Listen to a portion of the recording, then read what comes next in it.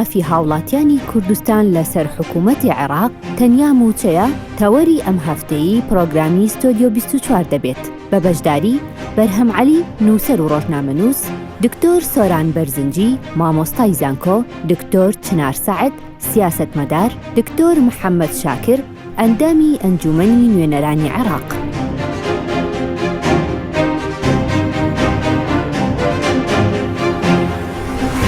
ئەم کاتتان باش، وەکو ڕوونە لە چەند ڕۆژی ڕابردووە سەرنجام حکوومەتی هەرێمی کوردستان و حکوومەتی فیدراڵی بەغدا پاش گفتوگۆیەکی دوور و درێژ و دانوستان و هاتوچۆی بەردەوام سەرنجام گەشتە ڕێکەوتنێکی کاتی و سەرەتایی بۆ پرسە ئابوووریەکانی نێوانیان. ئەم ڕێکەوتنە بە ڕەچاوکردنی ئەم بارودۆخەی کە ئێستا هەردوو حکوومەت پێدا تێپەڕەبێ بە لە بەرچاوگرتنی ئەو قەیرانانەی کە هەردوو لایەن بەهۆی قەیرانەکانی ئابووری و لێکەوتەکانی پەتای کۆرۆناوە تووشیان بووە، ڕێکەوتنێکی گرنگە بۆ هەردوو لایەن. تایبەت بە حکوومەتی هەرێمی کوردستان ڕەنگە گرنگەکەی ئەوە بێ کە دەستبارێکی باشە بۆ ئەوەی کە حکوومەت بتوانێت لە ڕووی داراییەوە باشتر ئیدارەی ئەم قەیرانە بدات و تێیپەڕێنێ و بۆ حکوومەتی عێراقیش بە جۆرێک لە جۆرەکان گرفتێکی سەرەکی لە کۆڵە بێتەوە و دۆستەیەکی ئاڵۆزی لە ملا ئەکەوێت بۆی بپەرژێتە سەرەوەی دۆستەکانی تر یەکلایی بکاتەوە. بەڵام بەگوێرەی ئەو دەتایانەی کە حکوومەتی هەرێمی کوردستان ڕایگەیاندووە ئەم بڕێی کە لەسەری ڕێکەوتوون ئەگەرچی بۆ ماوەیەکی کاتیشە تەنها کەمتر لە 30% ئەو پارەیە کە حکوومەتی هەرێمی کوردستان ماگانە بۆ تەنها بۆ موچەی فەرمانبەران پێویستێتی. و هەروەها بە خوێندنەوە بە بڕگەکانی ڕێکەوتنامەکە شتێبینی ئەوە ئەکرێت کە گەرەنتیەکی بەهێز بۆ جێبەجێکردن و لە حاڵەتی پەیوەست نەبوون پێوەی داننراوە. ئەمە هیوادارم وارێک نەدرێتەوە کە نوقڵانەیەکی خراپە بۆ ڕێکەوتنەکە. بە پێچەوانەوە من پێم وایە شایانی ئەوەن هەردوو حکوومەت دەستخۆشیان لێ بکرێ بە تایبەتیش بۆ حکوومەتی عێراق و بە تایبەتتریش بۆ سەرۆک وەزیرانەکەی کە بوێرانە مامەڵێک لەم دۆسەیەدا و ملی بۆ فشارە سیاسیانەی کە لە دەرەوە هەبوون نەدا وەلەکە لە ناوخۆی عێراقا هەبوون نەدا و بە جۆرێک لە جۆرەکان هەندێک فشاری ڕەنگە کوردیشی لەسەر بوو بێ بۆ ئەوەی کە لەگەڵ حکوومەتی هەرێما ڕێک نەکەوێ و درێژە بە سیاسەتی برسیکردنی خەڵکی کوردستان بدا. بۆیە من پێم وایە ئەگەر لە حاڵەتی جێبەجێکردنا سەرەتایەکی باشە لە نێوان دوو کابینەی تازەیە هاتوۆتە ئاراوە کە ئەگەر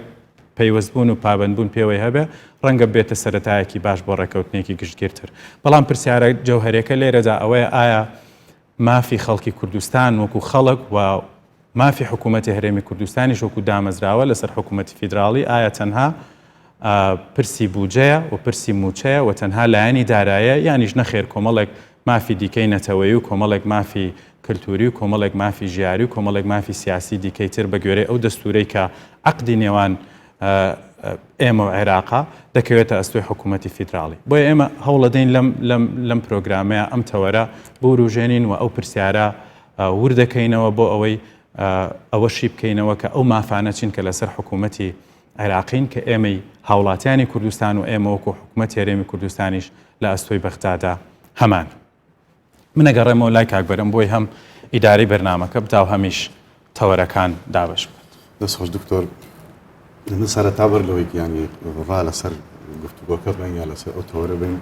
گرنگە بەلامەوە کە ڕوونکردنەوەیەک بین کە هیوادارم تایتڵی ئەم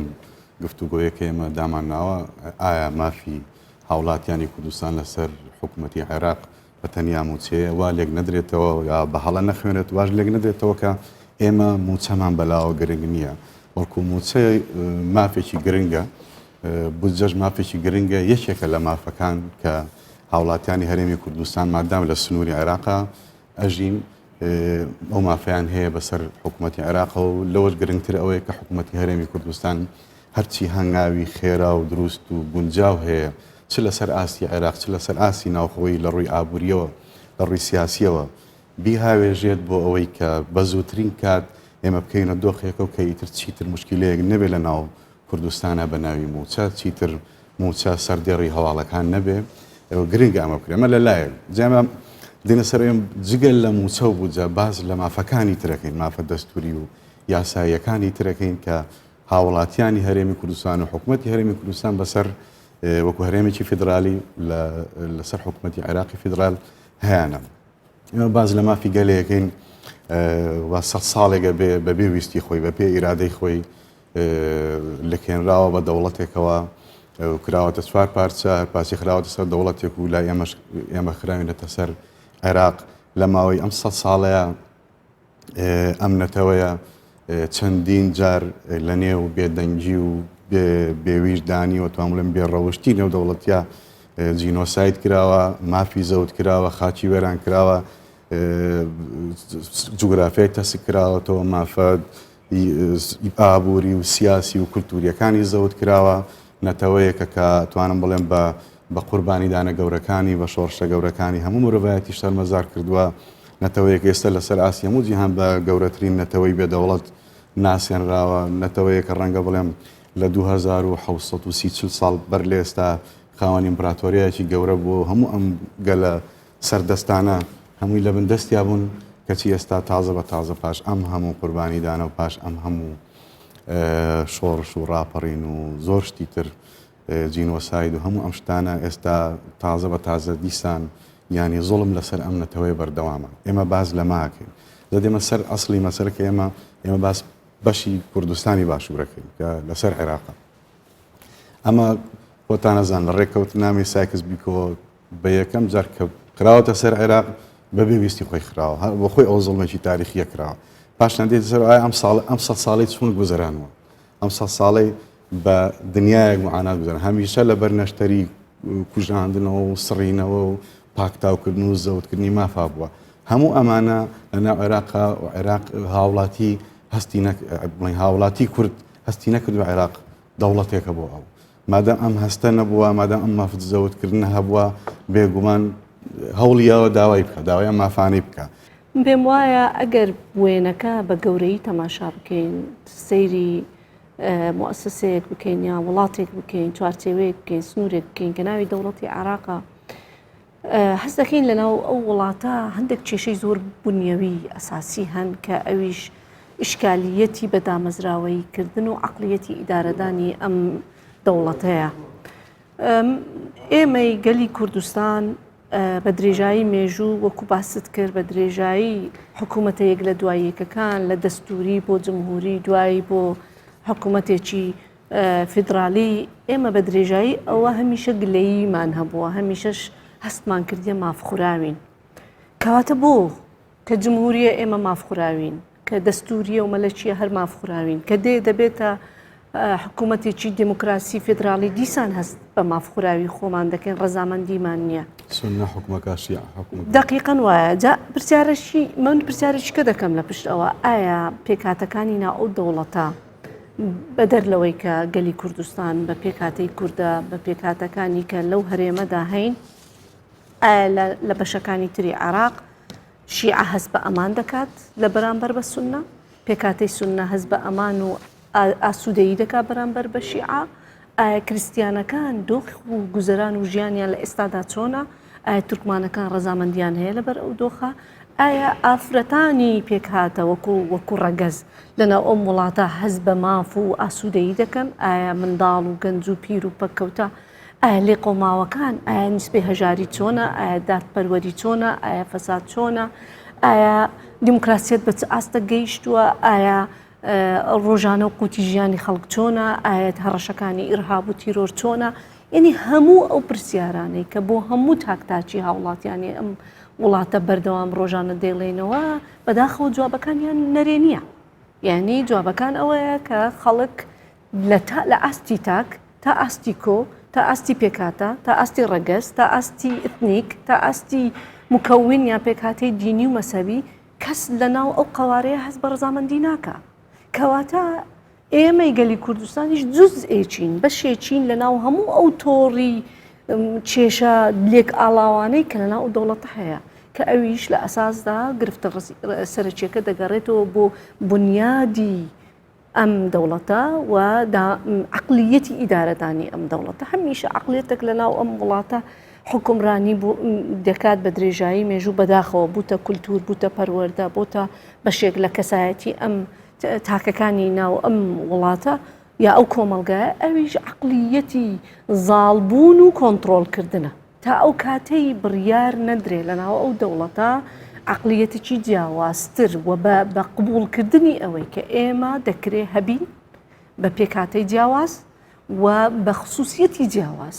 دەبێ منێکی کورد قبول بکە وەکو کورد وەکو ئینسان وەکو میلەت وەکو خاک وەکو حەق وەکو مافەکانم بۆ ئەوەی اینجا ئەوە کە قبولی کرد لە دەستور ڕنگ دەداتەوە دوایی دەبێت پراکتیزە بکرێت دوای دەبێت بچێتە ناو پەروەردە دەبێت لە میدیا ڕنگ بداتەوە دەبێت لە ئابووری و لە دابینکردنی ژیانم ڕنگ بداتەوە کەواتە کێشەی من تەنها لە نان کورد ناکرێتەوە کێشەی من لە بوون کورد دەکرێتەوە من هەست بە هەڕەشە دەکەم دوونێ بوو کوردی ئێزیدی لەلایەن بەڕاستی درڕندەیەکی جیهانی تیرۆریستانی داعش کە چێ بوون بەشەکی زۆریان ئێمە دەزانین چێ بوون جینۆساید کرا هەموو پێکهاتەکان پێم وایە کۆی دامەزراوەکە ئیشکالیەتی هەیە و دەبێت لەسەری ڕابوەستین من پێم وایە ئەم هەڕەشە تەنها لەسەر ئێمە نیە بە جۆری شکل لەسەر خودی هاوڵاتیانی عەرەبە شیعەیە سوننەیە تورکمانە کریستیانەوە دەبینین بووینە کەمینە لە ناو بەداخەوە ببورن بە کات بدەم بێ دکتۆر ئەو تایتڵی کە جنابتان هەڵتان بژاردووە 100% تەئیدی دەکەین نابێت مافەکانی هەرێمی کوردستان قەتیز بکرێتەوە لە مافەدارایەکان یان مەسەلەی موچە و بودجە هەرچەندە زۆر گرنگە بەڵام ئێمە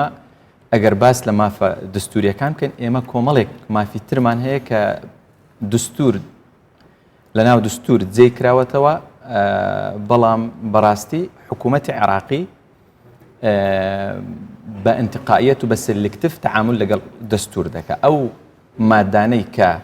تەکریسی فدرالیەت دەکات و زامنی ئەوەیە کە کورد بتوانێت بگات بە مافەکانی خۆی طبعاً لە هەمان کاتدا پێکهاتەکانی تریش ئەو مادانە تەهمیش کراون یعنی هەر مادەیەک تعزیزی فدرالیەت بکە بەڕاستی لەلایەن حکوومەتی عێراقی لەلایەن سوڵتەی حاکمە تەهمیش کراوە بۆ نمونە ئەگەر باس لە مادەی 48 دستور بکەین کە باس لە سوڵتەی تەشریعی دەکە یان دەسەڵاتی یاسادانان لەوێ باس دەکە کە دەسەڵاتی یاسادانان لە دوو ژوور پێک دێ ئەنجومەنی نوێنەران زائیدەن ئەنجومەنی فدرالی ئێمەش دەزانن لە عێراق سیستەمی سیاسی لە عێراق هەمووی لە ڕحمی سوڵتەی تەشریعی لەدایک دەبێت هەر مؤسساتێک هەر دامەزراوەیەک کە دادەمەزرێت لە سوڵتەی تەشریعی ئینبیثاق دەکە بەڵام سوڵتەی تەشریعی تا ئێستا و دوای 15 ساڵ لە نووسینەوەی دستور تا ئێستا ژووری دووەم دانەمەزراوە تا ئێستا ئەنجومەنی فدرالی بوونی نییە طبعاً ئەنجومەنی فدرالی بۆ تا ئێستا یعنی سیاسیەکانی عێراق پەرلەمان یعنی ئەندامانی پەرلەمانی لایەنەکانی سنی و شیعی تا ئێستا ئامادە نین دەنگ بدەن لەسەر ئەو یاسای ئەنجومەنی فدرالی چونکە بەڕاستی ئەنجومەنی فدرالی بەرژەوەندیەکانی هەرێمی کوردستان دەستەبەر دەکات ئێستا لە عێراق لە ئەنجومەنی نوێنەرە من خۆم لە پەرلەمانم هەر یاسایەک کە دێ ئێمە هیچ دەسەڵاتێکمان نییە بە زۆرینەی ڕەهای عەرەبەکان یان ئەگەر دقیقتر بڵێم هەندێک جار شیعەکان یاسایەکە تێدەپەڕێت و دەنجی بۆ دەدرێ ئێمە هیچ دەسەڵاتێکمان نییە بەڵام ئەگەر ئەنجومەنی فدرالی بوونی هەبا لەوێ وەکو فیلترێک ئەو یاسایەکە لە ئەنجومەنی نوێنەران دەردەکرا دەبوا بستە ژووری دووەم کە ئەنجومەنی فدرالیە تقریبا وەکو مافی ڤیتۆ وەکو فیلترێک ئەو یاسای ڕەت دەکرایەوە کەواتە ئەنجومەنی فدرالی زامنی مافی هەرێمی کوردستان هەروەهای پارێزگاکانیش بەڵام عەقلیەتی حاکم لە عێراق دائیمەن لەگەڵ مرکزیەتە و تا ئێستاش ئێمە بەپێی مادەیەکی دەستور ئێمە فدرالین سیستەمی حکومڕانی لە عێراق فدرالیە بەڵام ئەوەی پەیڕەو دەکرێت بەڕاستی باش دکتۆر چەند کورد داوای کردەوە ئەنجومەنە دامەزرێت داوا کراوە بۆ نمونە من خۆم سکاڵا کراوە مەسەڵەن داوا کراوە من خۆم خۆی بە سکاڵا نییە خۆی دەبێت پرۆژە یاسا پێشکەش بکریان پێشنیاری یاسا من خۆم لەگەڵ برای بەڕێزم کارکڕێ بوارهادی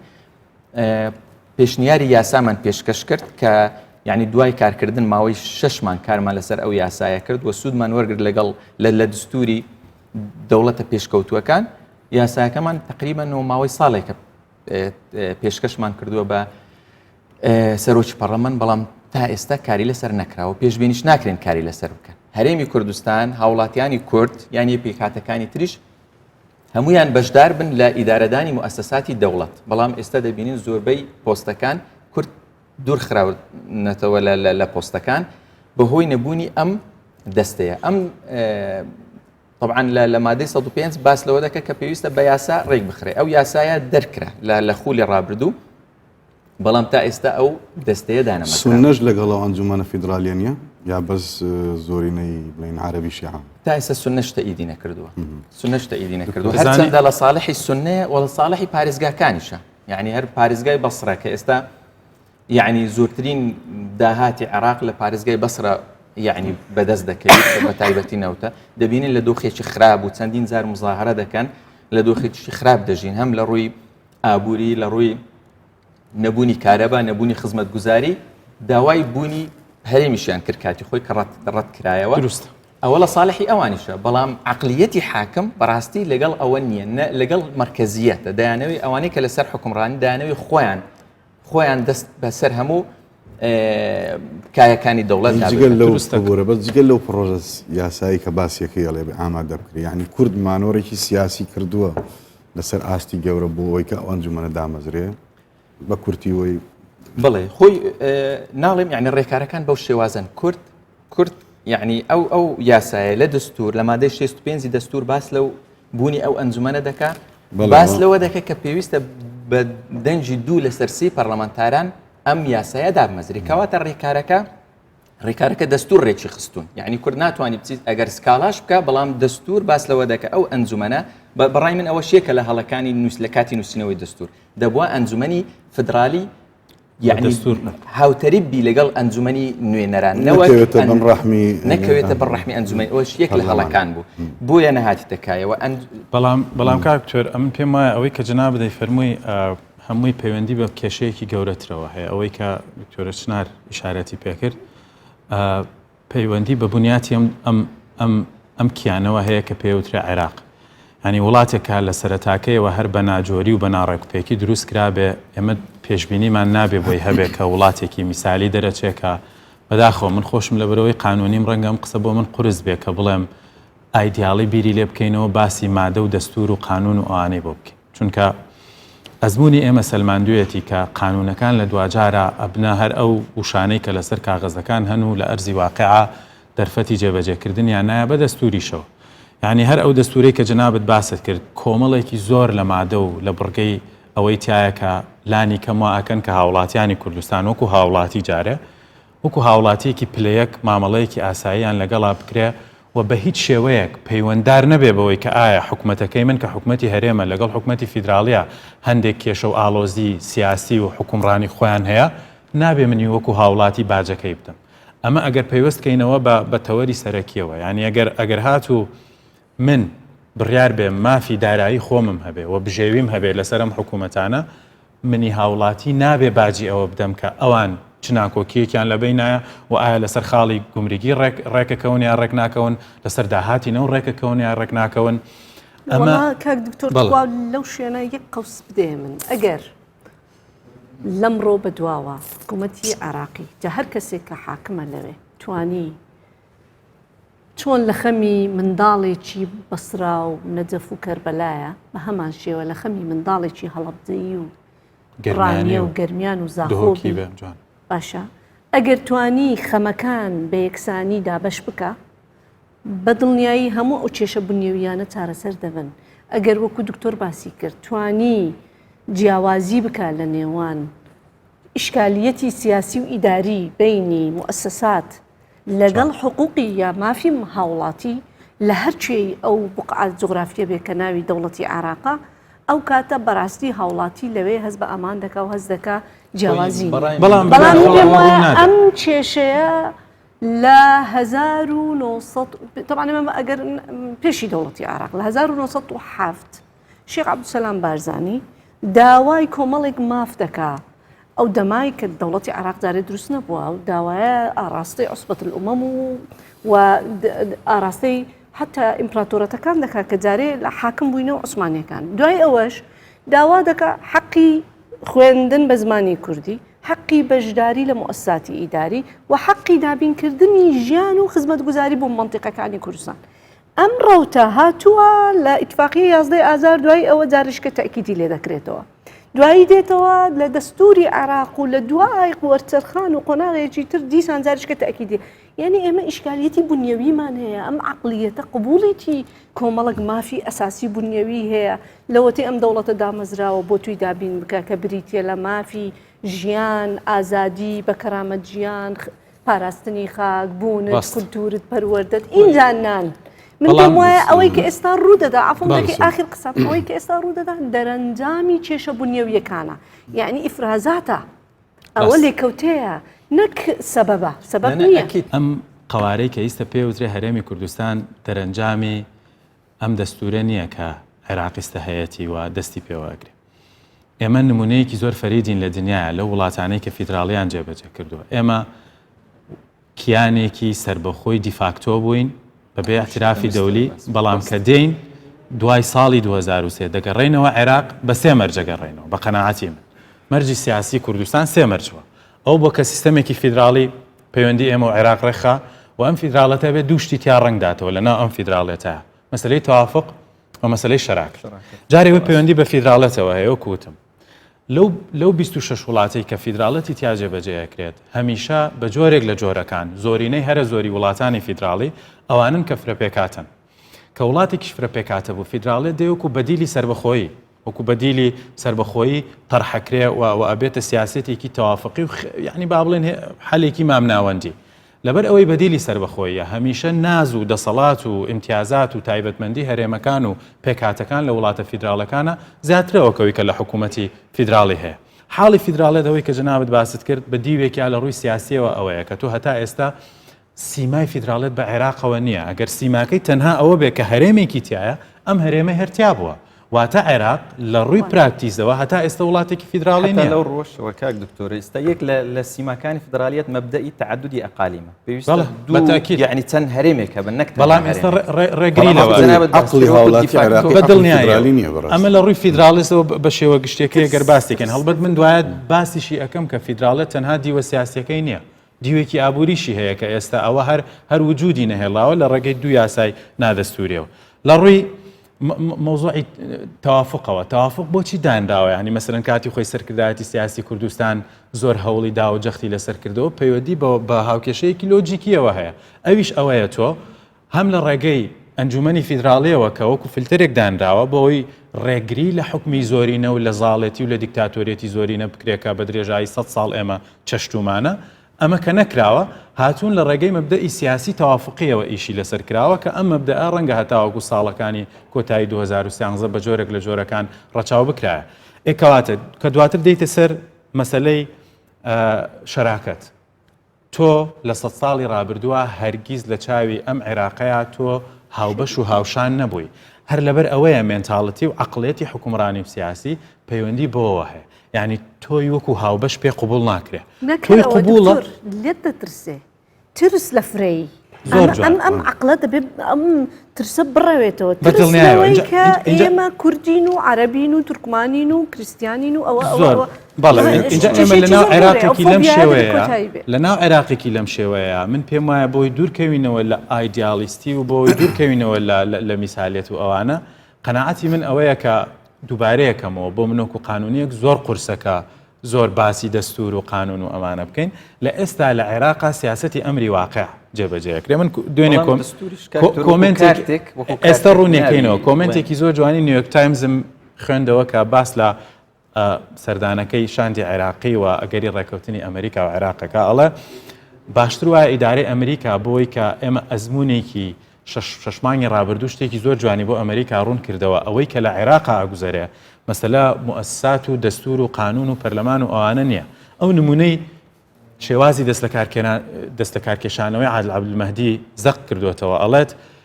سەرۆکوەزیرانێکی تەوافقی هێنرا هەمیشە قسەی سەر و بنی زمانی ئەوە بوو کە ئیستیقالەکەی لە باخەڵایەتی و هەر دەقەیەک بێوێ ئەیهێنێتە سەرمێز بەڵام دوای ئەوەی کە کاتی ئیستیقالەی دێ دەیان کەسی عێراقیە کوژرێ ئیستیقالە ناکە من لەگەڵ کۆی قسەکانی جەنابتم بەڵام دەستوریش لەگەڵ ئەوەی وەسیقەیەکی گرینگە و کارتێکی گرینگە بەدەست کوردەوە مشکلە دەبێت دەستی پێوە بگریت ئێمە ئێستا هەر چوارمان باسی ئەومان کرد کە چی لە کورد کراوە لە ماوەی ئەم 100 ساڵەیە لە سەردەمی هەموو حکومەتەکانە بەڵام ئێمە لەگەڵ دوای 2023 کە ڕژێمی سەدام ڕووخا بەتەنیا لە داردانی سەدام و دار و دەستەکەی و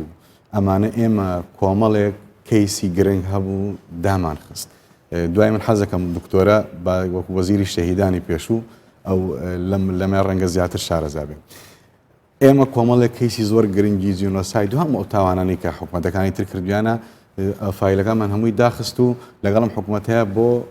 لەسەر ئەساسی دەستور و دەستوریش معاملەمان کرد دەستوریش ئەمەیەکە باسیەکەن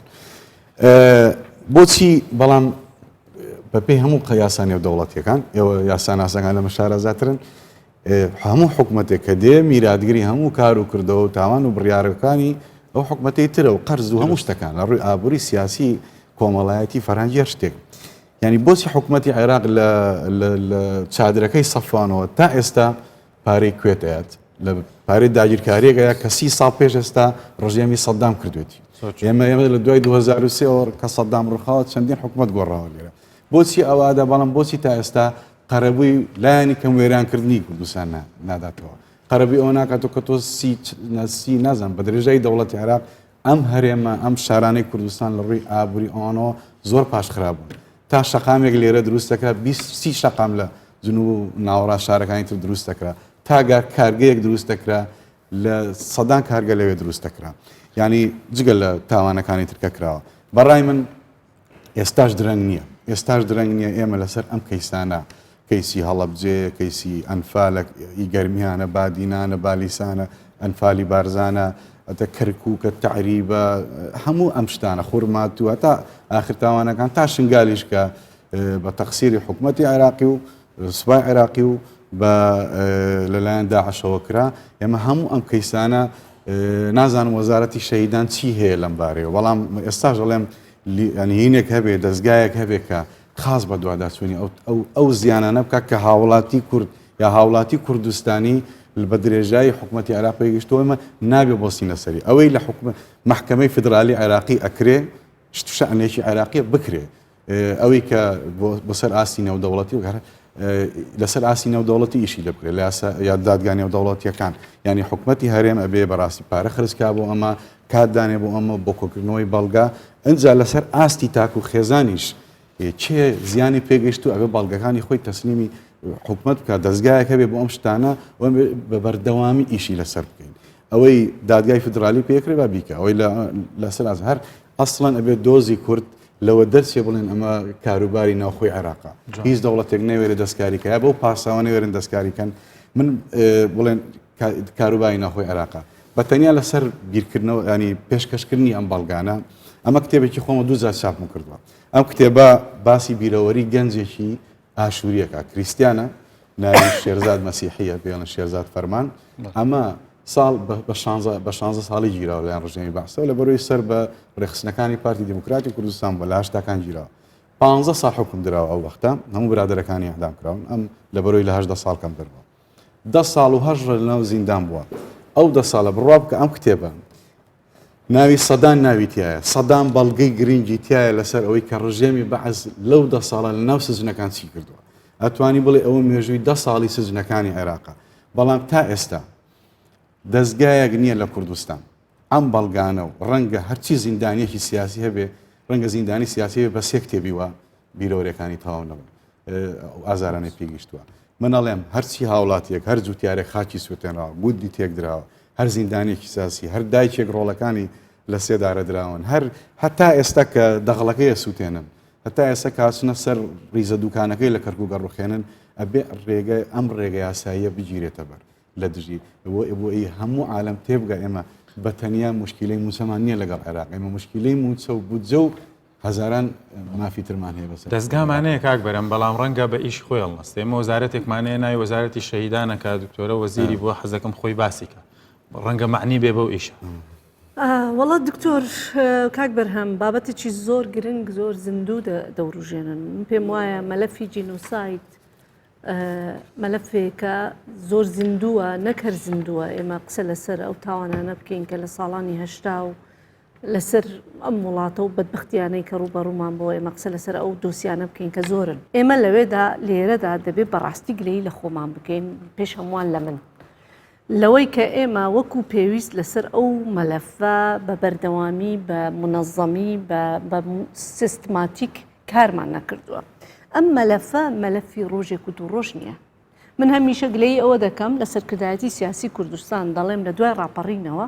پێش ڕاپەڕین ئێمە ئاوارە بووین دەربەدەر بووین کەس جێ لێرانە دەگرتین لەو شاخ و چێوانە بەڕاستی خواخوامان بوو بمێنینەوە و ڕۆژێک لە ڕۆژان بگەینە ئەوەی کە ئازادی بەدەست بێنین بتوانین خاکێکمان هەبێ ماڵێکمان هەبێ ئیدارەمان هەبێ بەڵام لەمە لە دوای ئەو ڕێکەوتە ئێمە گلەیمان لەسرە ئێمە دەبواە ئەو فایلە لە دەستەک اینجا پرسەکانی تر لە دەستێکی ترمان دەبانەوە بۆمانە نییە کە هیچ ئیشی لەسەر نەکراوە ئیش لەسەر فایل جینۆساید کراوە بەڵام کارەکان بە شکلێکی سیستماتیک نەبووە مەسەلەن جەنابەت چالاکوانی لەو مەجالە زۆر ڕۆڵ دەبینی کەسێکی تر خۆی قوربانیە زۆر ڕۆڵی تێدا بینیوە منێک ڕۆژێک لە ڕۆژان بۆ چەند ساڵێک لە مؤسسەیەک کە تایبەتە بەوە کاری تێدا دەکەم دوای ئەوە بە ڕێزەکی دیدێ ئەم مەلەفە گرنگە ئاوا نابێ بەڕێوە بچێت دەبێ مؤسسەیەک و هەموو پێکهاتە سیاسەکانی کوردستان هەموو سەرکردایەتی سیاسی کوردستان بە جیاوازی باگراوندی ئایدۆلۆژی دەبێت ئەمە بە خاوەنی خۆیان لێ بکەنە مەسوول خوای بە خاوەن بزانن ئەزانی ئەوەی کە لە دنیا جێنۆسایدی ئەرمەنیەکان جینۆسایدی جوود جینۆسایدی وڵاتانی دیکە لە تەیمور لە ئەفریقا لە ڕواندا لە کۆسۆڤۆ لە ئەوانە بە ڕۆژێک و دوو ڕۆژ وازیان لەو مەلەفە نێناوە ئەوان بە سەدە کاری لەسەر دەکەن جووەکان تا ئەو ڕۆژی لەگەڵ دابێ لەگەڵ دەوڵەتی ئەڵمانیا حقوقی قوربانیەکان وەردەگرنەوە دەوڵەتی ئەڵمانی و ڕئیس وزەرا و سەرۆکی ئەم وڵاتە ساڵانە اعتزار دەینتەوە بۆ ئەو گەلەی کە جینۆسایدی کردووە بەڵام لە ناو دەوڵەتی عێراق خۆمان پێش هەمووان ئێمە زوڵممان لەو کەیسە کردووە بەوەی کە بە مؤسساتی بۆ نمونە لە کوردستان ئێستا ئەوە دوسێ ساڵێمە ئیش لەسەرەوە دەکەین پرۆژه یاسایەکماندا بەڕاستی وەکو چونکە ڕۆژێک لە ڕۆژان لە ناو مەلەفە کارم کردووە ئیتر بۆتە بەشێک لە خەمی ئێمە و ژمارەی زۆر خەڵک پرۆژه یاسایەکمان تەقدیمی پەرلەمان کردووە کاکە مرکزێکی دیکۆمنتاری بۆ جینۆساید میمۆری میلەتێکەوە دابمەزرێنن چونکە دەبێت خەڵکێک لەوێ ئیش بکە ئەمە نابێ بچێتە ناو چوارچێوەی محاسەسەی سیاسی ئەوڕۆ چنار وەزیرە چونکە سەر بە پارتی دیموکراتی کوردستانە بەیانی فلان لە وەزارەتی فلان لە یەکێتی نیشتیمانیە ئەوی تریان بەیانی دوو بەیانی ئەمڕۆ بەڕێزیەکە لە حزبی سۆسیالیستی کوردستان ئەم مەلەفە دەبێت جیا بکرێتەوە لە پرسی سیاسی و محاسەساتی سیاسی دەبێت خەڵکەکی نیشتیمان پەروەر مرۆڤ دۆست پرۆفێشناڵ پسپۆر تەکلیف بکرێن ئیدی با تەمەنی خۆیان لە ناوی بگوزارێنن با چەندین دەیە لە ناو ئەوە کار بکەن سەبارەت بەوەی کە گوتت ئێمە لەوەدا دەبێت گلەی سەرکۆنەی خۆمان بکەین گلەی لەوە بکەین کە ئەو مەلەفە بەڕاستی مراعاتی دەوڵەتی عێراقمان کرد لەو مەسەلەیە ئەگەر حکوومەتی عێراقی چۆن ملزەمە بژمێری ئەو تعویزاتە بداتە ئەو دەوڵەتانە و ئەو وڵاتانەی کە زەرەری لێداون بە هەمان شێوە دەبێت بۆ هاوڵاتی خۆشی قەرەبوو بکاتەوە ئەمە حقوقێکی قانونیە دکتۆر لە ئێمە باشتر دەزانێت من لە بیرما وەزیری شەهیدان بووم ئەو کاتە با ناو نەهێنم بە ڕێزێکی خۆمان کە کووردە ئەم بەسەراتەوە بچینە ناوبڕێک بەڵێ بە ڕێزێکی و کەسێکی دیارە سەرکردەیەکی سیاسی دیارە ئەو کاتە لە بەغدا بوو منیش چوومە لای بۆ مەلەفی تعویزات چوو بووین چونکە پرسی کەیسەکان لە دادگای باڵای تاوانەکانی عێراقی یەکلا ببەوە ئەم دۆسیە وەکو جێنۆساید و مافی قەرەبووکردنەوەکەی ئیسپات ببوو بە لە دادگا چوم داوام کرد سەردانی ئەو بەڕێزەم کرد دوای کە کووردە دوایی چوومە لای محەممەدی مەشەدانی و دەمای سەرۆکی پەرلەمان بوو چوومە لای نووری مالیکی کە ڕێز وزەرا بوو و بەڕێزی دیکەشکە ئی خۆمان بوون داوای حەقی تعویزاتەکەمان کرد ئەو بە ڕێزەی کە کورد بوو بە منی گوتی ئێستا ناتوانین ئەو مەلەفە بکەینەوە گوتم بۆ گوتی لە بەرەوەی عێراق نیتی منیش پێم گوتم بەڵام بۆ حەقی تعویزاتی کوێت دەدەن گوتی کوێت جیاوازە لەبەرەوەی ئەگەر ئێستا مەلەفی هێمە ئی کورد بکەینەوە دەبێت ئەهواریش بدەین دەبێت هی شیعەش و ئینتیفاضەی شەعبانیە و ئەوە گوتم بیدەن ئەمە حقەکی مەشروعی ئەو خەڵکەیە کە قوربانیە ئێمە بەڕاستی بەشێک لەوەی کە ئێمە ئەومان کردە قوربانی یان مراعاتی دەوڵەتی عێراقمان دەکرد لەوەی نیتی ئەزمەی مالی هەیە بۆیە بە جارێ حقوقی خەڵکی خۆمان پشتگوێ خست یا حداقل تەعجیلمان کرد و ئەوەی بووە سەبەبی ئەوەی کە ئێمە بەمڕۆ بگەین حقوقی میلەتی کوردستان و هەرێمی کوردستان لە موچەی ڕۆژانە و مانگانەی خەڵکی کوردستان بچووک بکەینەوە پەرتەوازەبوونی ناوماڵی کووردە هێزە سیاسیەکان ئەو کاتەی کە پێکەوە بووین زۆر بەهێز بووین ئێرە چەقی مفاوەزات بوو تەنانەت مساڵحەی وەتەنی و نازانم لێک نزیک بوونەوەی بینی شیعە و سونە ئێمە دەمان کرد بەڵام کە ئێمە لێک ترازاین بەدەر لە هەموو ئەو کێشانەی دی هەمانە بەڕاستی باڵانسی هێزگۆڕا ئیتر ئەوان ئەوە یاری بە مقدراتی میلەتێک دەکەن کەوا دەیکەست دەستخۆش دکتۆرە بەڕێزان وسانێکی کورد وەردەگرین و پاشان دەگەڕێنەوە لاتان درێژە بە گفتوگۆ دەگرین.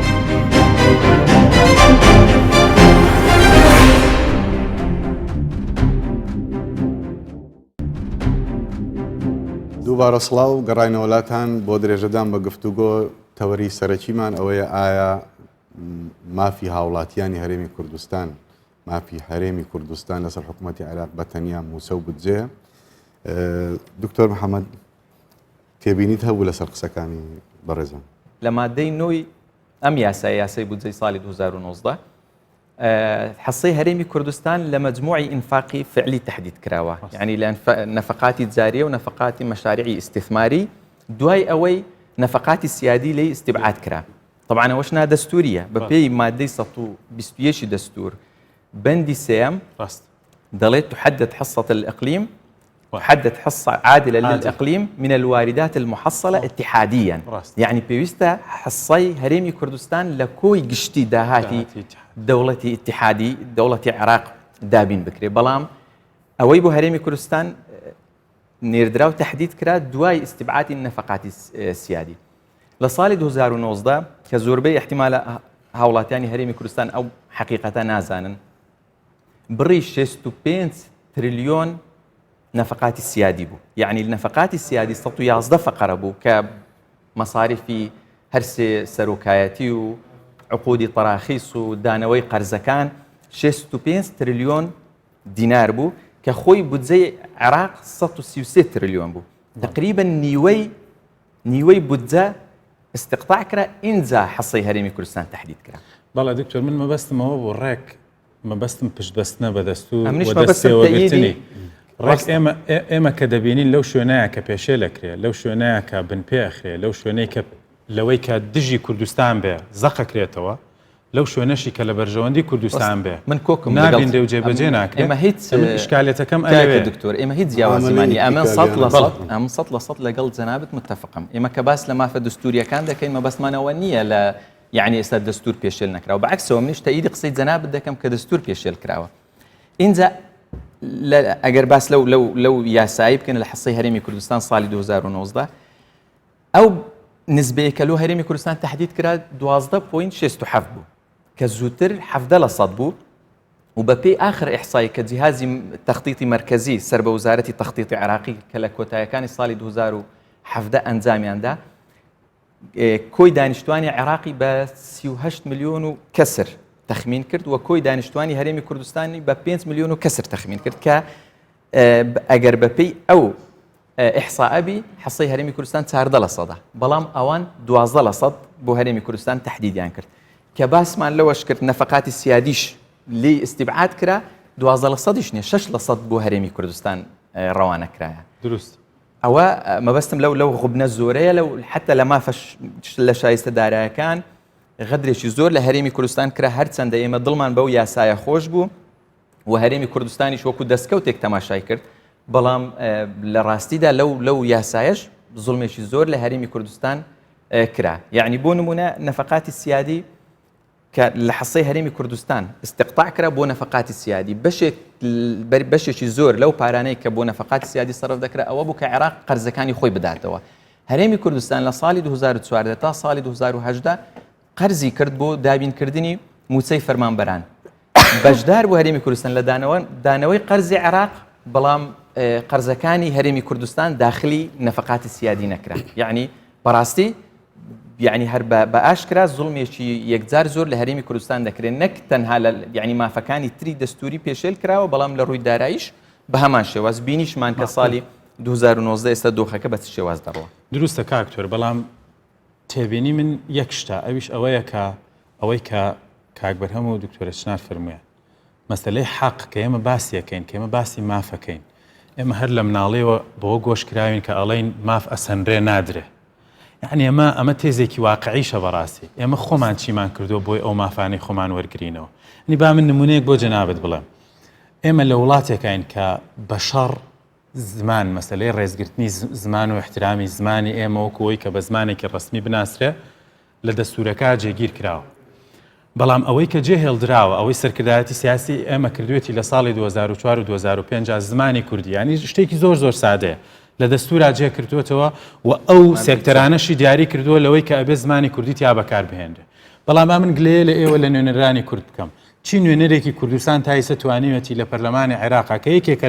لە بڕگە دەستوریەکان لەو مەجالانەی کە ئەبێ زمانی کوردی تا بەکار بهێنرێ ئەبێت لە مخاتبەی پەرلەمانی عێراق و گفتوگۆ و مەسەلەی دەرچواندنی قانونەکان و جەریدەی ڕسمی و هەموو ئەوانە کە جەنابەت معنی پێی چی نوێنەرێکی کورد لە ساڵی 2004ەوە هەتاوەکو ئێستا پێداگیری لەسەرەوە کردووە کە ئەبێ خۆی زمانی کوردی بەکاربێن عفومەکەی وترا وتیان مەسایلی تەکنیکی مەجال نادا وتیان مترجمی مباشر بێنن ئەمە هەتا ئێستا مەسەلەن نەتوانراوە ئێمە مەسەلەن نوێنەرانی کوردن پێداگیری لەسەر ئەمە بکەن بەجددی ینی ئێمە لۆ ئینسان لۆ حقیقت بڵێ زۆر لە ئەندامانی پەرلەمانی کورد لە پێشی ئێمەش دخولەکانی پێشی ئێمە بۆ خۆشمان من خۆم مداخەلەم کرد بە کوردی قسەم کرد پاشان لە سەرۆکی پەرلەمانم پرسی ئێستا ئێوە دەزان من چ دەڵێم پاشان گوتم بەپێی دەستور بەپێی مادەی چاری دەستور و بەپێی یاسای زمانە فەرمیەکان کە لە ساڵی 2004 دەرکرایە ئێستا ئێوە من حەقی ئەوەم هەیە بە کوردی قسەی بکەم کە ئێستا من قسەی دەکەم نە ئێوە ئەو کاتی پارێزگاری با بڵێن بنکی مرکزیش وجودی هەبوون لەگەڵ ستافەکەی کەسیان ئێوە ناتوان لە قسەکانی من تێناگەن ئەمن هیچ زەمبێکم نییە لەبەر ئەوەی دەستور ئەو حەقەی دایتە ئێمە داواشم لێکرد من چییە مشکلەکە ئەوەی جەنابەت دەیڵێ زۆر آخر ئەوەیە باوەڕ عەقلیەت دکتۆرە قەرار نەبوو بتان بڕم دکتۆرە بەس ئەو تەوزیحە بەڵام لەسەر مەسەلەی زمان من دەمێکە هاوار دەکەم زمان ئەوە زمانی کوردی بەتایبەتی ئەوە خۆمانین وەکو خەڵکی کوردستان وەکو میلەت وەکو پێویست بایەخمان بە زمانی کوردی نەداوە ئەو گلەیە بە دەرەجە یەک لەسەر خۆمانە بەر لەوەی بچین لە حکوومەتی عراقی و لە جێبەجێبوونی دەستوری بکەین چونکە ئەسڵەن لێرە لە کوردستان وا خەریکە ئەوەندە مۆدێلی خوێندن بە زمانەکانی بیانی هەرمێنی دەبێ ئەوەندە بە شانازیەوە سەیری منداڵەکان و نەوەکانمان دەکەین کە بە زمانی غەیری کوردی قسە دەکەن و تەنانەت شانازی دەکەین بۆی کوردی نازانن لەبەرەوەی ناتوانن هەندێک مستەڵح بڵێن چۆن من چاوەڕوانی ئەوەم هەبیتن کەسێکی عەرەب لەو دوورە بێ بیەوێ لەبەرەوەی لە دەستور هاتووە ئەمە جێبەجێ بکە یعنی ئەو ڕاستەکە بەڵام خۆشمان لێرە مقەسرین بەڕاستی سۆران ئەم مافە دەستوریە گرنگەی بەکارنێنەوە نیکردۆتە بەردەوام داواکەێت جا هەر ئەوە نییە ئێمە تەوان لەسەر ئاستی پۆستەکانیشەوە و گلێ بۆیە لە پەرلەمانتارانەکەم لە بەرۆ کاکتۆر محەممەد خۆی لێرەیە دەزانم لەبەر برادریش لە دڵی ناگرێت بەڵام تایبەت بە پۆستەکانی ئێمە ئێستا لە ڕووی پۆستەکانیشەوە لەگەڵ یەکترا ئەیگەێنینە مریشکە ڕەشە لایەنە سیاسیەکانە تاوەکو پۆستەکانی بەغدا لێکەدەین بەڵام دوای ئەوەی کە پۆستەکە دێ فەرموو با جنابی سەرۆکۆمار بنمونە بێنینەوە کە ئەو بەرپرسیارە لەوەی کە پارێزەری دەستورە بە گوێرەی پۆستەکەی بەڵام هەر ئەو نمونەی کە من هێنامەوە لە بڕینی و لە پێشەلکردنی یاسای بودجەیە مەسەلەن ڕۆڵی سەرۆکۆمار چی بووە پێش سەرۆکۆماریش ئەو کاتێک کە وەزیری دارایی کورد بووە مدیر عامی وەزارەتی دارایی خۆی مەسەلەن بودجەی کوردستانی عەرقەلە بۆ دروست کردووە یعنی هەموو ئەمانەوە ئەکەن کە ئێمە بەشێک لە تەحجیمبوون و لە بچووکبوونەوەی ڕۆڵ و پێگەی کورد لە عێراقا ئەمە شەرمیتیانیە کە لە ئەستۆی خۆمانی بزانین ئەگینا وەکوتر ئەگەر ئێمە بین دەقەکانی دەستور هەڵدەینەوە ئەوەی کە دکتۆرە فەرمووی مادەی 122 بە ئیلتیزامێکی سەرەکی حکوومەتەکانی عێراقی زانیوە کە ئەبێت هەر حکوومەتێکی عێراقی دێ و ئەم دەستورە جێبەجێەکە پێویستە ئەو زوڵم و ستەمانەی کە لە گەلانی عێراق بە شێوەیەکی گشتی کراوە ئەبێ بەرپرسیارەکەی لە ئەستۆ بگرێ و ئەمە کراوەتە مەلەفێکیش ئێستا لە دانوستانەکانی حکوومەتی هەرێمە باس کراوە بەڵام ئەڵەن ئێوە نابێت تعاملی کوێتمان لەگەڵا بکەن ئێوە بەشێکن لە خۆمان هەرکەی تااقەتمان نەبوو کاتە لەگەڵتانە ئەو مەلەفاکەینەوە بەڵام بەجددی یعنی ئەگەر تۆ باسی مافی داراییەکەی جگە لە مافی کللتوری مافی دارایی مەسەلەن ئەوەی کە مەسلەی مادەی 122 کە لە دەستوری عێراقی هاتووە من بۆیە باسیەکەم زۆر باوەڕم پێی نییە بەڵام ئەبێ باسیکەین بۆی خەڵک بەرچاوی ڕوون بێ ئەگینا من نەزانم ئەگەر ئەم دەستورە جێبەجێ بکرایە پێویست نەبوو حکوومەتی کوردستان و حکوومەتی عێراق هەموو ساڵ و هەموو کابینەیە کاتێکی زۆری خۆیان بە ڕێکەوتن و ڕێک نەکەوتنەوە بەسەر بەرن مادەی 122 دەستور جێبەجێ بکە لەگەڵ مادەکانی تری پەیوەنددارە مادەی 126 ئەوانە ئەگەیتە ڕێکەوتنێکیتر پێویست ناکە ئەبێتە شتێکی ئۆتۆماتیکی بەڵام کە لە مادەی 121 ئەوە ڕوونەکاتەوە کە هەموو گەلی عێراق لە داهاتی ئیتیحادی و بە تایبەتیش باس لە هەرێمەکان و پارێزگاکانەکە ئەمەی تر چ پێویستە کاتۆ بێی ڕێکەوتنی لەسەر بکەیت ئەگەر جێبەجێ بکرێت بەڵام کە جێبەجێ ناکرێت ئەلێرەیە گرفت دروستە بێ یان نمونەیەکی تر ئێمە قانونێکمانەیە نازانم جەنابەت بەشدار بووی لە دەنگدان لە سەریانە مەسەلەی وەرگرتنی قەرز بۆ تەختەیەکردنی ئەم عەجزەی کە ئیستا دروست بووە ئەم قەیرانەی کە دروست بۆ وەرگرتنی قەرزی گشتی ئەو قانونی بەڵێ داوا لە حکوومەتی عێراقی کراوە کە 15 تریلیۆنی ناوخۆیی و 5 تریلیۆنی دەرەکی قەرز ملیاری بەڵێ کاتە ملیار بە دۆلار ئەلێرەیە لە مادەیەکی قانونەکە جنابە دەزانی باسی ئەوەی کردووە کە ئەم قەرزە ئەبێ سوودی تەنمەی ئەقالیم و پێشخستنی هەرێمەکان و حیسەی هەرێمەکانی تیابێ دەڵێ عموم العێراق بەڵێ بەتاکید یانی بەڵام بەناو باسی هەرێمەکانەکە باشە کە تۆ دێ ئەلەمەیە بەشت نییە بەڵام لە وەرگرتنەوەی قەرزەکەیە لەسەرت حسابە ئێمە مەسەلەن چیمان کردووە بۆ دەنگ هەڵبڕین لە ئاست ئەم غوبنەیە دەستخۆش من هەموو جا لە هەموو حەڵقەیەک ئەو بابەتی کە باسیەکەین لە یەکێک لە گەڕەکانە باسی ئەوکەم ئەم مشکلەی لە ناو میدیای کوردستانە چۆن ئەگوزارێ یعنی مە باسی مافەکانی خەڵکی هاوڵاتیانی هەرێمی کوردستان و هەرێمی کوردستان و بەگشتی کرد لەسەر عێراق بەڵام ئێستا لە نێو ئەو 6 حومانە تراژیدیە لە ڕووی ئابوووریەوە بەڕاستی کە جیهانی گرتەوە کوردستانیشی بە خراپتر گرتەوە و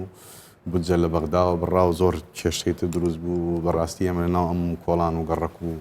کۆمەلگایە ئەژین و ئاگاشمان لێ کە نەدانی موچەیە دواکەوتنی موچەیە بڕینی موچە چ ینی بڕینی بەشێک لە موچە چ کارەساتێکی لەناو بە هەزاران خێزانی کووردا خۆڵقاندووە بە هیوادارین چاک بە بەڵام لە ناو ئەمەیە دەنگێکی نەشازیش هەیە لە ناو میدیا و سۆشیال میدیاکە بە بەردەوامی بازلاواکەن کە ئەبێ موچەکانی هەرێمی کوردستان هەمووی بچێتەوە سەر عێراق و بێ هەرێمی کوردستان هەڵوەشێتەوە و بە شتێک نەمێنێ بە ناوی کوردستان و هەمومان بینەوە بچینەوە عێراقی سەردەمی سەدام و پێش سەدامیش ئەمە بەڕای من حەزەکەم لێرە گفتوگۆی هۆکارەکانی بکەم من بەڕای من دووسێ هۆکاری گرنگی هەیە کە یەکەم هۆکار ئەتوانم دیسانەمێ ڕەخنە لە خۆمان بگرین ئێمە لە بە درێژایی ئەو 30 ساڵی ڕابردوو کۆمەڵە کێشە و کەم و کوڕی و گرفتی گەورەمان هەبوو لە سەردەمی هەموو کابینەکان کە دۆخێکی ینی سیستەمی بە بڵین معاملەیەکی ئابووریانی وا خراپمان لەگەڵ ئەم ئازمۆنی حکومڕانیە کردووە کەم و کوڕی هەبووە گەندەڵی هەبووە کێشەی سەروەرنەبوونی یاسا هەبووە کێشەی کارگێڕیمان هەیە هەموو ئەم کێشانە پێکەوە مەسەن بۆ نمونە لە حەڵقەیەکە باسمان کرد لە ساڵی دکتۆرە لە ساڵی 1992 ئێمە 132,000 موچە خۆر هەبووە لە هەرێمی کوردستان بەڵام لە 2020 ئەمێرە 1,250,000 زیاتر موچە خۆر هەیە کەواتە ئەمانە بە هەڵی ڕۆیشتووە بۆیە نەعەدالەتی هەبووە هەموو ئەمانە وای کردووە کە خەڵکێک بێئومێد بێ بەرامبەر بە حکومڕانی خەڵکێک بێئومێد بێ و لەگەڵ ئەو هەوایە بڕافعلن بە هەرێمی کوردستان نەمێنێ و ئەبێ ئەم کێشانە چارەسەر بکرێن ئێمە گەر مانگی یەک هەنگاویش بنین بۆ چارەسەرکردنی ئەم کێشانە نەهێشتنی بێئومێدی خەڵک چارەسەرکردنی کێشە ئابوووریەکانمان ڕەنگە ئێمە بڵێنشتی زۆر گەورەمان کردووە لە ماوەی ئەم 4 ساڵەیە بتوانین نیوەی ئەو کێشانە نەهێڵین کە خەڵکی بێئومێد کردووە زۆر گرنگە هۆکارێکی تر هۆکاری ئەخیرە باسیەکەم حیزبە گەورەکان حیزبە دەسەڵاتدارەکان حکوومەتی هەرێمی کوردستانیش کە حیزبەکان کە دام و دەستگای میدیایان هەیە دام و دەستگای ڕۆشنبیری گەورەیان هەیە بە درێژایی ئەم ساڵانە پلانێک استراتیزیێکیان نەبوو بۆی هۆشیاری نەتەوەی لە دژی و ئاراستەیە بەهێز بکەن بەرنامەیەکیان نەبوو بۆ معاملەکردن لەگەڵ ئەو مشکلانی کە ئێمە ئێستا باسیەکەین بۆ نمونە دوور نەڕێن گەنجێک پێشتر دایک و باوکی فەرمان بەربوون موسەیەکی ماقولیان وەرگرتووە باشیان وەرگرتووە لەوانەیە هەفتەی 3 و 4 ئێوارە 30,000 لە دایکی لە باوکی وەرگرتووە چۆتە کافتریان نێرگەلەی کێشاوە و خۆی لەگەڵ هاوڕەکانە کاتێکی بردووە بەلای خۆی خۆشە کاتەکە بەڵام ئێستا دایک و باوکی موسەیان نییە وەم پارەیە نادرێ بۆ گەنجە و ئەم گەنجە حیزبەکان و حکوومەتیش هیچ پلانێکیان نییە بۆ معاملەکردن لەگەڵ معاناتی ئەم گەنجە هیچ سنتەر و شتێک نییە بچێت توانەکانی خۆی بخاتە گەڕ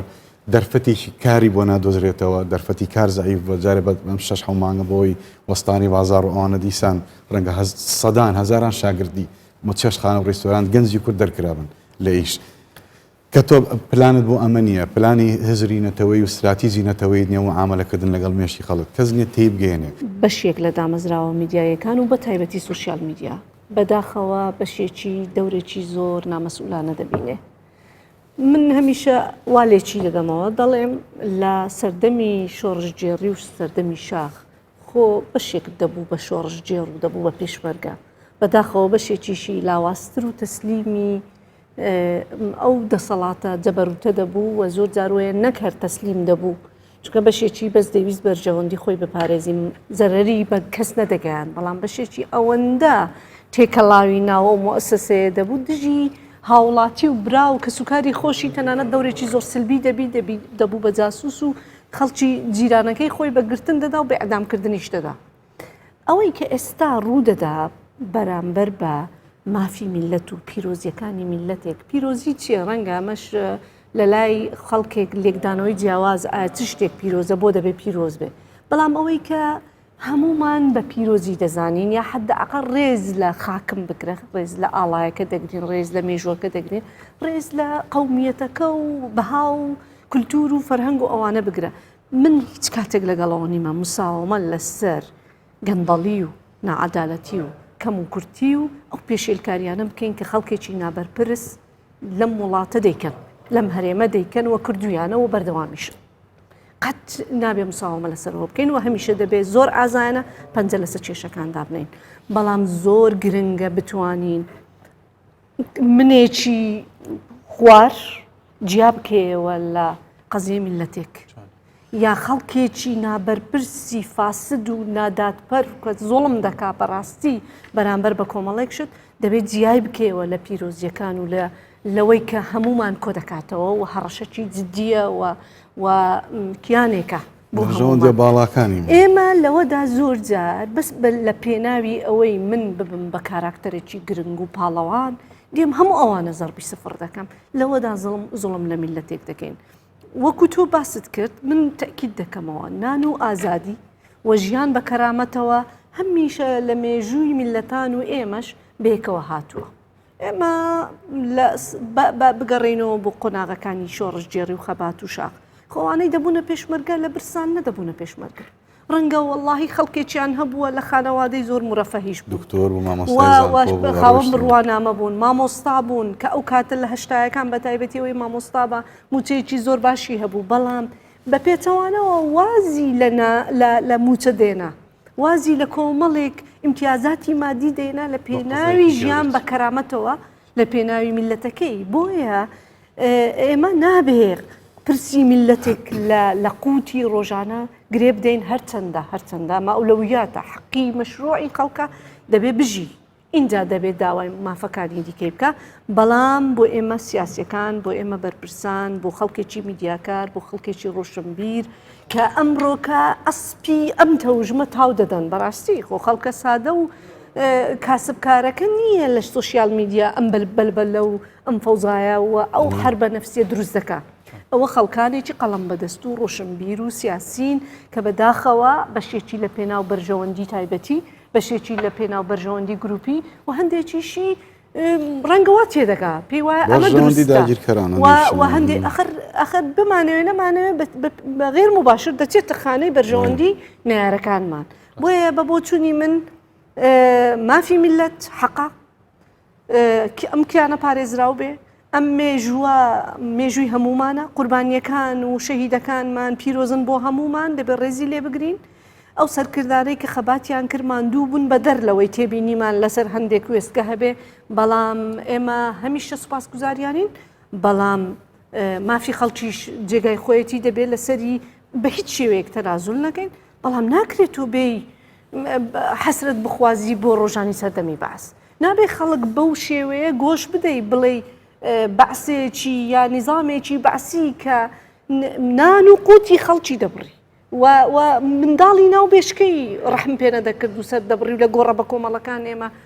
ڕۆژانە ئەگەر بچین بگەڕین بە دەیان ئێستاکەش ڕوفاتمان هەیە لەو جنوبە بڵین ئەو باشتر بوو یعنی وا بە ئاسانی زاکیرەمانەوەندە بچووک لە بیری بکەین و خەڵک بۆ ئاراستەیە ببین بە بۆ چوونی من زەرب لێدان لەسەر ئەزمموی ئەمڕۆ ئەمە چارەسەری دەردمان ناکە. ئەوەی چارەسەری دەردی ئێمە دەکا ئێمەی سیاسیەکان ئێمەی حزب سیاسیەکان ئاعتراف بکەین بەوەی کە ئێمە هەڵەمان کردووە لێرە دەبێت ئەم هەڵانە و داوای لێبوردنیش بکەین لە خەڵکی خۆمان بڵین ئێمە لەو وێزگانە هەڵەبووین و دەمانەوێت هەڵەکانمان چاپ بکەینەوە. ئێمە هێنامانە ئێرە و ئێمەش مەسئولین چاچی بکەین، بەڵام ئەم خەباتە دەبی بەردەوام بێت چونکە تو جینۆساید دەکرێت. ئێمە مادەی 140مان هەیە، لەو مادەیە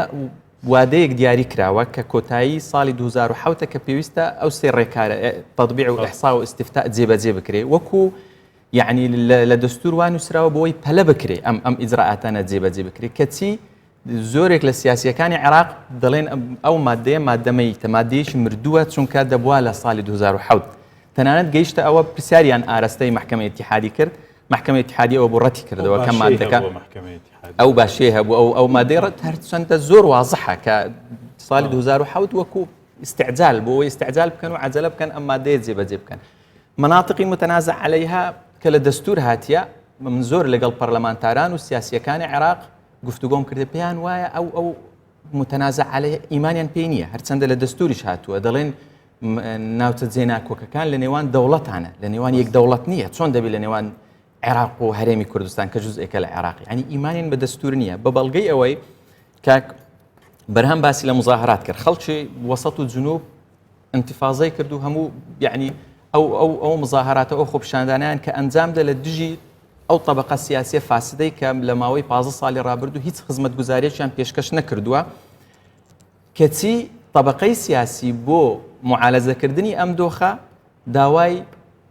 هەموارکردنەوەی دستوریان کرد. دوو لیژنەیان پێکێنە، لیژنەیەک لە ناو پەرلەمان بە پێی مادەی 142 دەستور و لیژنەیەکیش لە سەرۆکایەتی کۆمار بە پێی مادەی 126.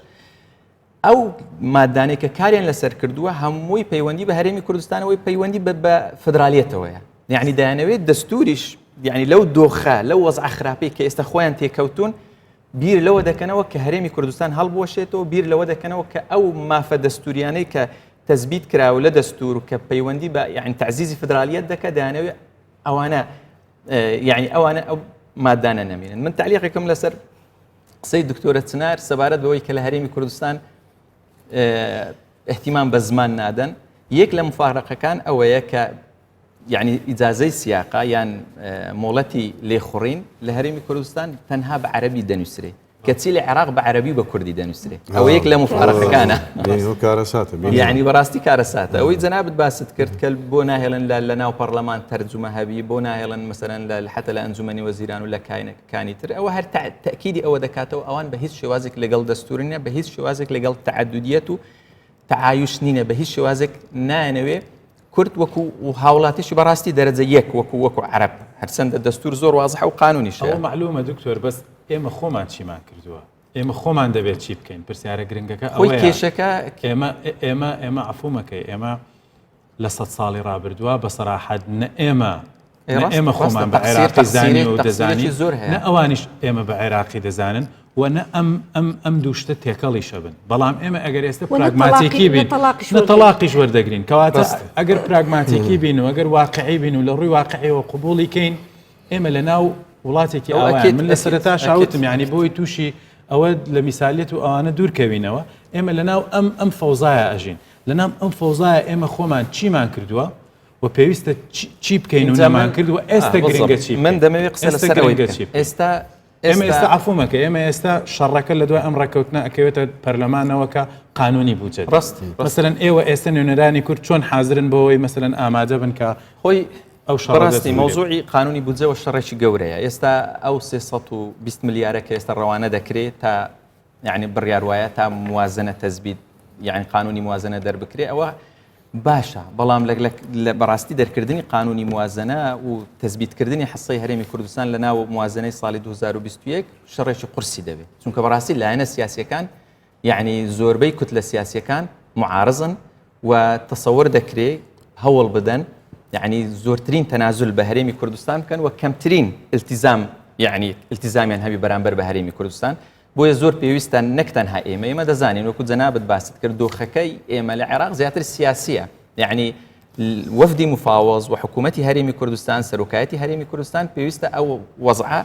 يعني لبرتاو بگری دەبێت مفاوەزات هەبی لەگە کوتلە سیاسیەکان چونکە ئەوەی بڕیارەکان لە کوتلە سیاسیەکان دەدرێت لە پەرلەمان ڕنگدانەوەکەیەتی یعنی ئێمە تەنها ناتوانین ئێمە پەرلەمانتارێک قانع بکەین کە دەنگ بە بودجەیەک بدە لە ساحەی هەرێمی کوردستان پێویستی تحرکی ئێمەش پێویستە لە ناو پەرلەمان بەڵام تحرکی قیادەی سیاسی هەرێمی کوردستان حزبەکان یان بڵێن حکوومەتی هەرێم سەرۆکایەتی هەرێم لە گفتوگۆ دابن لەگەڵ لایەنە سەرەکیە شیعەکان ئەو هەفت حزب ڕئیسی شیعە دەبێ قەناعەت بەوان بکەن بۆی بتوانن بودجەیەک تەثبیت بکرێت بەلایانی کەم یعنی جێگای ڕەزامەندی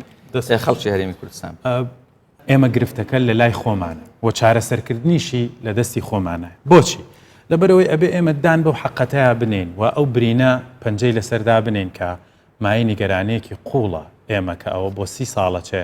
خاوەنی ئەزمونێکی حکومڕانین ئەگەرچی بە هەوراز و نشێ و بە قۆناغی جیاوازی شاڕۆیشتووە هەتا ئێستا نەمانتوانیەوە جۆرێک لە سیاسەتی ئابووری و جۆرێک لە ژێرخانی ئابووری بۆ خۆمان دروستکەین یعنی ئەگەر هەر قۆناغی 2004 تاوەکو 2014 وەرگرین ئەو 10 ساڵە ئەکرا ئەم وڵاتە بێتە خاوەنی شتێکی ئەو تۆکە کە لە قۆناغێکی ئاوا تنگانەیە پەنای بۆ بەرێ و منی هاوڵاتی بە جدی دووپاتی ئەەکەمەوە دیسانەوە منی هاوڵاتی نابێ باجی ململانی نێوان حکومەتی هەرێم و حکومەتی فیدراڵی بدەم بەداخەوە نە ئەبوو ئەمە وا لێ بکرێت ئێستش هەڵەیە وای لێک بدەینەوە کە ئەوە حکومەتی عێراقا بەشە بوو جەنانێرێ بۆیە حکومەتی هەرێمی کوردستان ناتوانێت مافە دارایەکانی منیش بدە مەسلەی دەستەبەرکردنی مافی دارایی هاوڵاتی لەسەر حکوومەت وەزیفەیە حکوومەتێکە حکوومەت بۆی حکوومەتە بۆی مافەکانی من دەستەبەر بکە چۆنی دەستەبەرەکە ئەوە گرفتی خۆیەتی نابێ من ببمە باجدەری ئەم سیراعە سیاسیە بۆچی من ئێستا باجەکەیە دەم لەبەر ئەوە بەجددی لە درێژایی ساڵانی ڕابردووە ئێمە سیاسەتێکی تۆکمەی ئابووریمان نەبووە ئەوەی کە هاتۆتە کوردستانەوە بۆ ئەمڕۆ خەرجمان کردو و بیرمان لای بەیانی نەبووە ئەمەیە بە ئەمڕۆی گەیاندوین کەواتە ئێستش چارەسەرەکە جارێکی تر ئەمن پێم وایە بودجەیەکی هاوشێوەی ساڵانی 2012 و 2012 بێتە ئەم کوردستانەوە دیسانەوە چارەسەر ناکە ئەگەر ئێمە مشکیلە ڕئیسیەکان و گرفتە سەرەکیەکان حل نەکەین ئێمە ناکرێن نکۆڵی لەو گەندەڵیە سیستەماتیکی و گەورە بکەین کە کوردستانی بە ئەمڕۆ گەیاندووە ئێمە لە کاتێکا کە ئێستا دەرفەتیش هەبێ ئێستش درەنگ نییە من پێم وانەیە ئێستش درەنگ بێ ئێستش حکوومەتی هەرێمی کوردستان ئەو هەنگاوە چاکسازیانەی کە دەستی داوەتێ من پێم وایە تاکە دەرچەی ڕزگاربوونی حکوومەتی هەرێمی کوردستان و کوردستانیش بەگشتی ئەوەیە کە ئێمە بین بە هەڵەکانی خۆمان نابچینەوە لۆمەکردنی ئەو من پێم وانە سوودمان پێ بگەێنێ ئەبێ ئەوم یەک حەقیقەتی زۆر جددی هەیە بێ لە بەرچاومان ئەویش ئەوەیەکە ئەم ڕێکەوتنە فشەڵە کاتیانەی کە لەگەڵ بەغدایە دروستە بێ شتی کاتی و مەرحەلین تەجاوزی کێشە گرنگ و سەرەکیەکەی ئێمە ناکە بۆیە حەلەکە ئەگەڕێتەوە سەر ئەوە ئاسان نییە بۆ سەرۆکوەزیرانێک لە عێراقا من بۆیە دەستپۆ وەکو بە پێویستم زانی کە دەستخۆشی لە مستەفا کازمی بکرێ پاڵنەرەکانی هەرچێک بوو بێ پەیوەندی بە سەردانەکەیەوە هەبێ بۆ ئەمریکا پەیوەندی بە هەر شتێکەوە هەبێ لانی کەم ئەو جورئەتە سیاسی نوان کە توانی ڕێکەوتن بکات ئەگەرچی شارێکی ئیقلیمی زۆری لەسرە کە نابێتەوە لەگەڵ کوردستانە ڕێک شارێکی داخلی زۆر بە قووەتی لەسرە کە بەتایبەت ئەو جاری هەڵبژاردننی داوە ئەزانێف ڕێککەوتن لەگەڵ کوردستانە من لەبەرەوەی تەنیاسی خولەکمان ڕێگەچاری باس کرد بەبووچوونی من هەموو کێشەکانی مە مالی نین کێشەکانی مە هەمووی پەیوەست نەکەین بە دارایی وەکو ئەوەی کە ئێمە کێشەکانمان لە مەسەلەی مەعاش لەگەڵ عێراق کێشەی ئێمە لەناو هەرێمیش هەموو کێشەکانمان مالی نییە ئێمە بۆ لەسەر مێژووی خۆمان ناوەستین بۆ بایەخ بە زمان نادەین بۆ بایەخ بە باشکردنی پەروەردە نادەین بۆ فەلسەفەی ئیدارەدان و سیاسەتکردنی تایبەت بە خۆمان نەبووە بۆ قسەکردن لەسەر زانست و علم و معریفەت نەبووتە بابەتێکی جددی بۆ مەسەلەی بوژانەوەی ژێرخان بە ڕێگای پلان و استراتیژ و ئەوانە نەبوونە پرس بۆ مەسەلەی گەنج و مەدەنیەت و ڕێکخرا و دیموکراسیەت و دادپەروەری و ئەوانە هەموو نەبوونە بۆ مەسەلەی ئەحزاب و فرەیی و هەبوونی معارەزە و هەبوونی حزبی دەسەڵات و ئەو مەسائلانە ئەوانە هەمووی بابەتی پێیوەست بە پارە نین بە مادە نین